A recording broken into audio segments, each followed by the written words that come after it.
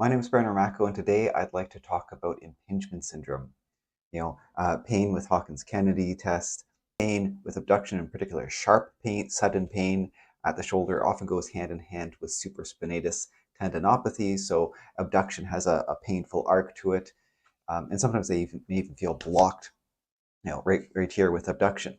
And in particular, I want to talk about evaluating for it using handheld ultrasound or ultrasound in general. And I want to talk about how in the literature and in even the courses I took John Jacobson's MSK ultrasound course and reading his book and such. And even in a lot of the literature and the course material when I was going through school, there's an emphasis on the bursa, the bursa, the bursa, the bursa.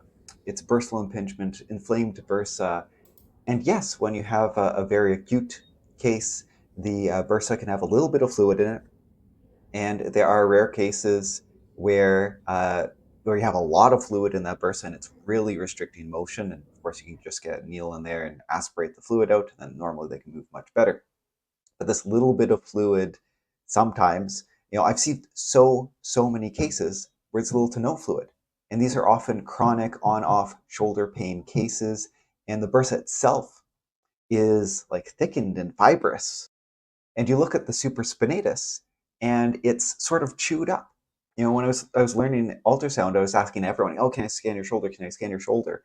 And I saw case after case of some of my colleagues with, "Yeah, I have on and off shoulder pain." And I checked their motion. That sometimes it'd be a little click, and yeah, sometimes I get pain when that happens, on and off pain for a couple of weeks. And you look at the tendon, and I can only call it chewed up and there's sometimes cortical irregularities, which is normally a sign of a large tear, but they don't have a large tear, or they did, it's healing. And it sort of has this mixed echogenicity, which could be, that's often the appearance of a healing small tear. So, or it could be a regional tendinosis, or maybe they have both. And of course, if you can imagine, in impingement syndrome, you have the greater tuberosity of the humerus and the acromion, and they're bashing together. And what structures between them? Yes, it's the bursa, but you have the supraspinatus tendon. So it's not necessarily an inflamed bursa, and there's not necessarily fluid in the bursa. You're actually damaging the supraspinatus every time you're bashing those bones together. And there's really bad impingement syndrome where you see the greater tuberosity and the acromion, and they come in and they just bash together and nothing nothing moves.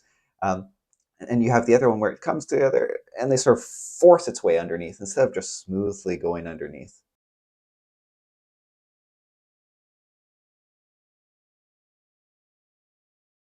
I'll talk about an example case I saw today.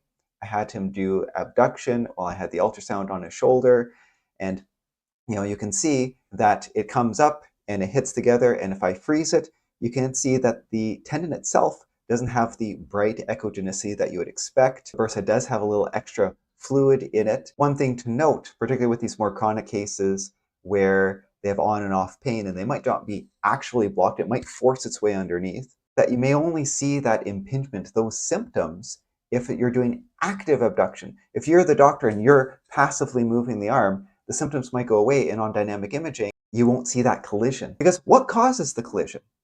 Well, yeah, sure, if there's a ton of fluid in the bursa, that will cause, because there's less space. Sure, in some, and for them, the solution is surgery. The acromion has like this bony prominence, and you go in there with surgery and you just cut it off. But in the vast majority, this bumping together is a discoordination of the muscles coordinating motion of the shoulder. Often the deltoid is overactive, and the deltoid sort of comes around on top, and it lifts the whole humerus up. If we can get the muscles that pull and hold the shoulder sort of into its joint well, then there's no reason for it to sort of lift up and hit the acromion, right? And we see it time and time again with a good round of rehab. We see these symptoms go away, and you no longer get that impingement, and you no longer get the chronic on-off supraspinatus tendinopathy. This video today was sponsored by Neo handheld ultrasound units. I'm using the L15-4 here. This is actually not a great MSK unit, sorry Neo, but it is a decent general purpose linear unit, which I think is what they were going for.